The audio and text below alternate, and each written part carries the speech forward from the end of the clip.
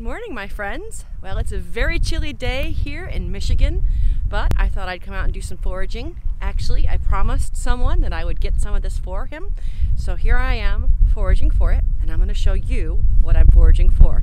So sit tight.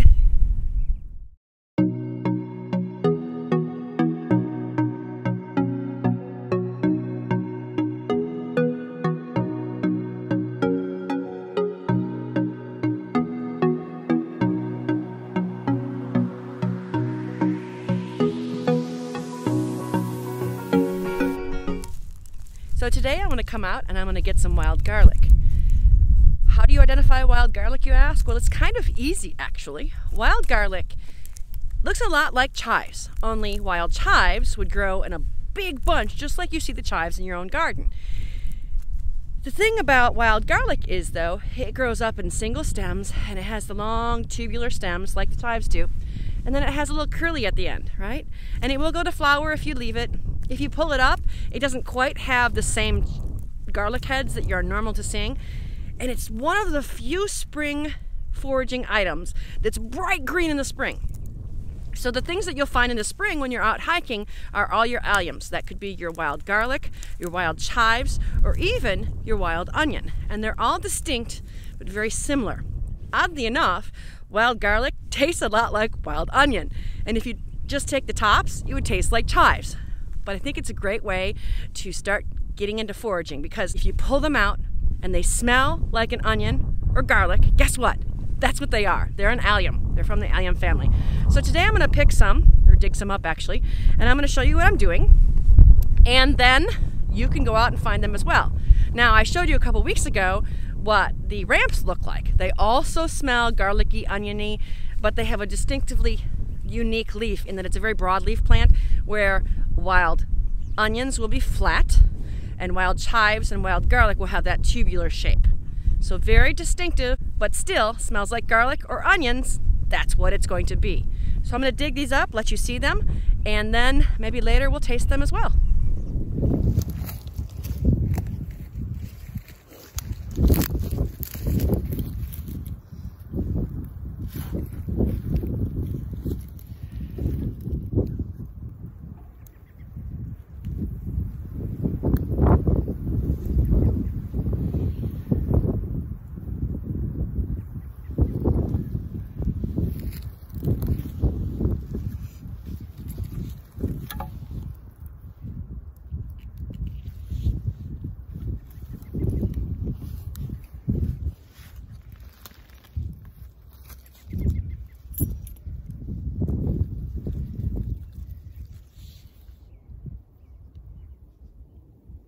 I'm going to go ahead and put my gloves on.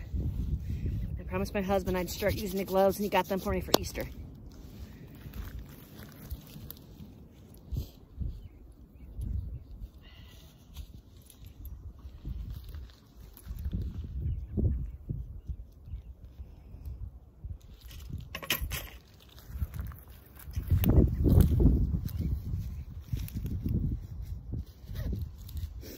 All right, got those two.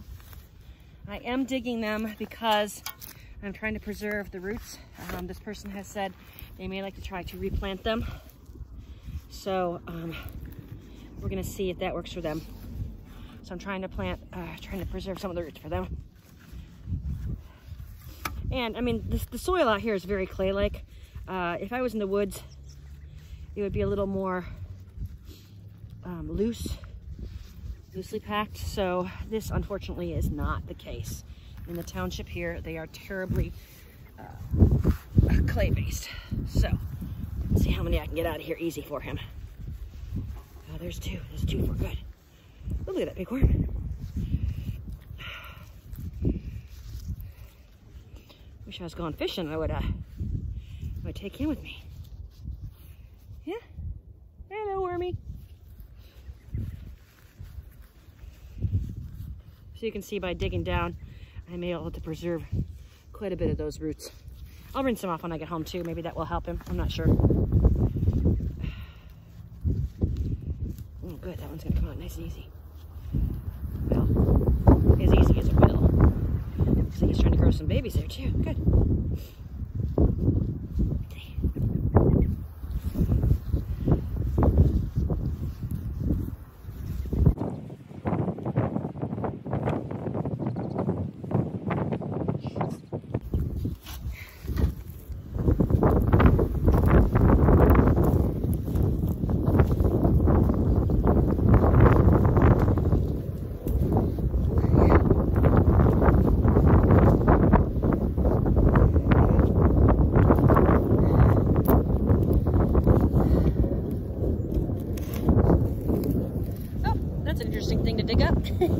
softball. I wonder if my husband would like a Mets flag.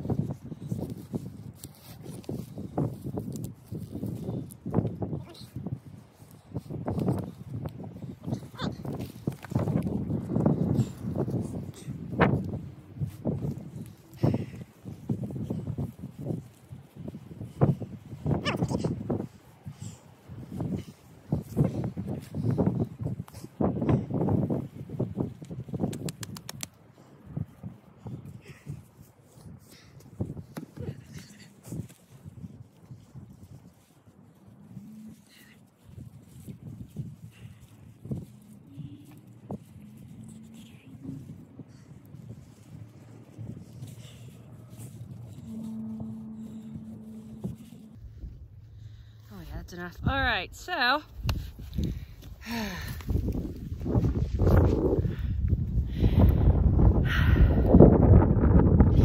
my buyer wanted a bunch, undescribed amount that they're gonna pay for. I was selling them for $2 a small bunch. And they said, dig me up a whole bunch, I'll pay you $10. So that's what I'm doing today. When I get home, I'll show you how I'm going to take mine, and I'm going to dehydrate them into a garlic powder that I'm going to preserve. So I only have a small bunch at home, but certainly it will show you what I'm going to do with it. All right? I certainly could pickle them as well. The pickled garlic would be awesome, but I think today I'm just going to powder down what I have. So sit tight and enjoy. Here are some of the garlic bulbs that I collected the other day. And you're going to see that they're dirty still. So what I'm going to do is I'm going to go ahead and wash them off. Mostly so this part's clean. And I'm going to cut the roots off because I don't need those. Then I'm going to put them into a low set oven.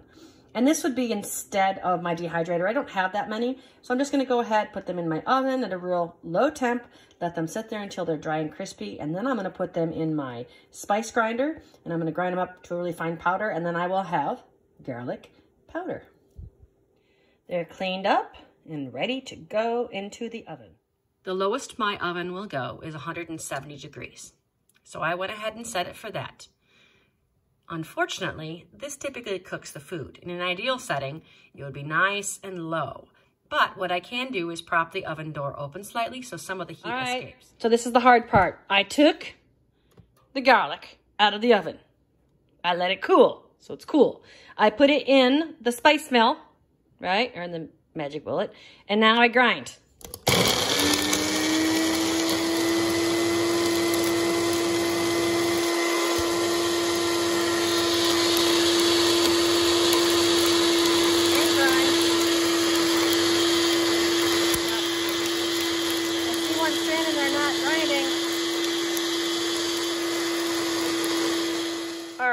For my garlic powder, I ground the stems and the leaves, so it's definitely more like flaked garlic.